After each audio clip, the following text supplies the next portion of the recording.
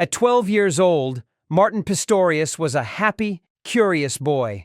He loved gadgets, computers, and laughter filled his home. But one winter afternoon, he came home from school feeling unwell. His parents thought it was just a cold, but Martin didn't get better. His body weakened, his voice faded. Within days, he could no longer speak. Then, he couldn't move. Eventually, he became completely unresponsive. Doctors said he was gone, a shell of the boy he used to be. He was diagnosed with a degenerative neurological condition. His parents were told there was no brain activity, no awareness, that he was just existing.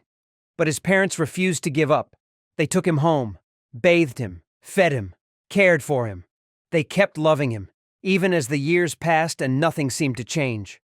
What no one knew, what Martin couldn't tell them, was that he had woken up. Somewhere inside that silent body, his mind had returned.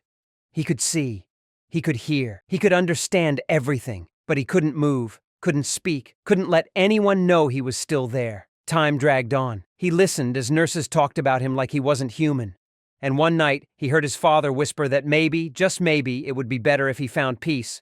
But Martin wasn't ready to give up. Then one day, something changed. A caregiver named Verna saw something no one else had. Just the slightest flicker in his eyes. It wasn't random. It was intentional. A signal. A cry for connection. Doctors began testing him. Could he follow movement? Could he blink for yes or no? Slowly, steadily, Martin proved he was still in there. Using a computer, he began to communicate again. Bit by bit, word by word, Martin came back. He wrote a memoir called Ghost Boy, telling the world what it felt like to be conscious, but trapped inside his own body. He became a web designer, using technology to reach the world in ways he once could only dream of. And then, something even more extraordinary happened. He fell in love. He met Joanna, a social worker who saw past the silence and into the soul of the man within. They married. She became his partner not just in life, but in love.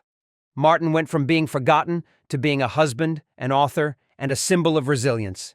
He had been there all along, not just waiting to be seen, but waiting to live.